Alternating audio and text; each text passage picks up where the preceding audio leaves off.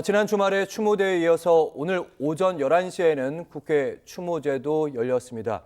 이 자리에 여야 국회의원들 모두 집결을 해서 각자 하고 싶은 말들을 쏟아내면서 유족들의 얘기도 많이 들었습니다.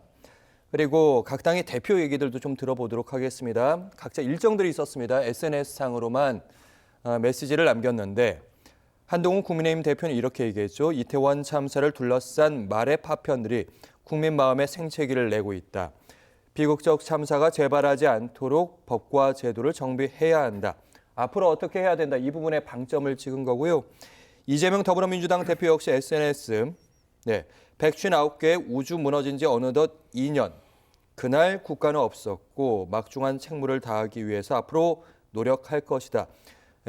민주당 쪽에서는 이제 참사 당일 진상규명에 조금 더 집중하는 모양새입니다. 뉘앙스가 조금 다르죠. 네. 지금 상황에서는 야당에서 이야기하는 것은, 그러니까 이재명 대표가 이야기하는 것은 지금까지 규명되지 않은 진실들에 대해서 파헤치겠다. 이 부분에 대해서 중점을 뒀고요.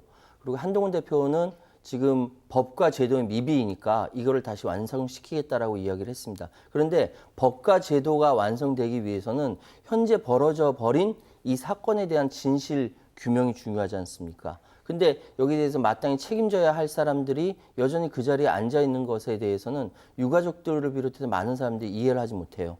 이상민 장관이 충분히 책임을 통감한다라고 얘기했지만 여전히 행안부 장관으로 앉아 있고 그 외에 지금 구속된 사람이 극소수지 않습니까? 지금 그 이임재 전 서울 용산경찰서장 1심에서 금고형을 받은 것이 유일해요. 예. 지금 그 박희영 구청장이라든지 아니면 김강호 전 서울경찰청장이라든지 실질적으로 책임져야 될 사람들은 책임에서 빠져나갔다라는 무죄라는 것이죠. 이 부분에 대해서는 유가족들도 그렇고 일반 국민들도 고개를 갸우뚱할 수밖에 없다라는 말씀 드리고 싶고요. 그래서 법과 제도를 정비하는 거 당연히 해야겠죠. 그런데 지금은 진상규명이 1년, 2년째 이렇게 되고 있는데 안 되고 있는 것은 저도 이해가 되지 않습니다. 네, 그렇습니다. 진상규명도 해야 되고 법과 제도 앞으로도 잘 해야 되는 것이 당연한 얘기인데 여야 메시지보다 더 주목됐던 건 아무래도 대통령의 메시지겠죠. 윤 대통령.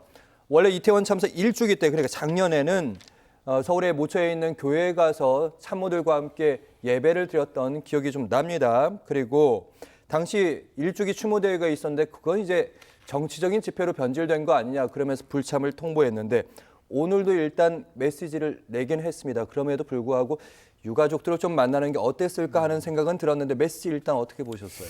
저는 이제 대통령이 국민들이 조금 기억을 못 하시는 부분이 있는 게 저희가 안타까운 그 참사가 일어났을 때 그때가 10월 29일이죠. 그때 10월 31일부터 해서 11월 5일까지 그 빈소를 애도 기간 동안 대통령이 빈소를 계속 찾았습니다.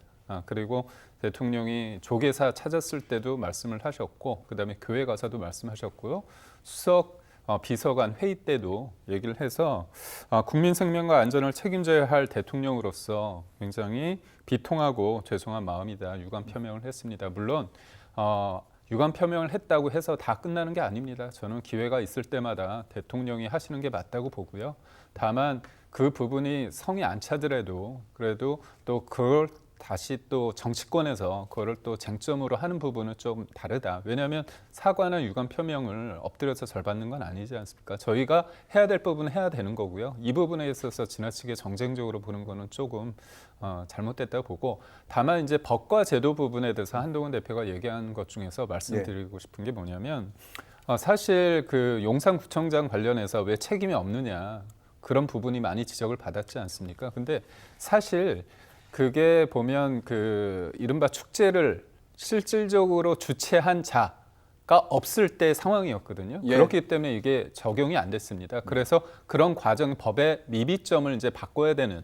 그러니까 소위 말해서 예방적 차원에서 이게 되풀이되면 안 되지 않습니까? 그리고 한마디 제가 덧붙이자면 세월호가 10년 됐습니다. 근데 그때 많은 분들의 아픔이 있었고 여러 가지 논의가 있었는데 그럼에도 불구하고 과연 대한민국이 2014년 전보다 얼마나 안전하게 됐느냐 그 부분에 있어서는 조금 세월호의 아픔은 아픔이지만 그게 좀 정쟁에 매몰된 부분도 없지 않아 있었거든요. 그런 차원에서 어떻게 보면 사고가 났을 때, 사건이 벌어졌을 때 좀 더 다음을 위해서 하는 무게 중심이 거기에도 좀 있어야 되지 않은가 그런 생각인 것 같습니다. 알겠습니다. 최현 평론가 지금 하실 그러니까 말씀이 있습니다. 예. 지금 말씀하신 거 정말 다 맞고요. 그때 대통령실에 계셨으니까 그 상황을 다 아실 거고 대통령이 긴장해서 그 상황을 다 보셨다는 거 저 인정하는데 그거를 막은 사람, 그러니까 저는 정부 여당이 세월호 트라우마가 너무 큰 나머지 이번 이태원 상황에서도 그것이 반복된 거 아니냐는 생각이 들거든요. 많은 사람들이 세월호 트라우마를 안고 살아가면서 우리 사회가 얼마나 안전해지는지에 대해서 의문시하고 있는데 또다시 이런 사건이 벌어졌을 때 누가 책임지냐. 방금 주체한 데가 없다라고. 유가족들의 이야기는 바로 그거예요. 그 전에 그러니까 오세훈 시장이 들어오기 전에 계속적으로 관리했었는데 왜 오세훈 시장 들어오고 나서 왜 안 됐느냐, 관리가 안 됐느냐를 유가족들이 묻고 있는 것이거든요. 그래서 이번에 진상조사에 바로 그런 부분들도 꼭 들어가야 된다. 유가족들의 한을 풀어줘야 된다. 저 이 팔찌 못 풀고 있어요. 계속 2년 동안 계속 하고 있어요. 팔찌 풀어주게 해주세요.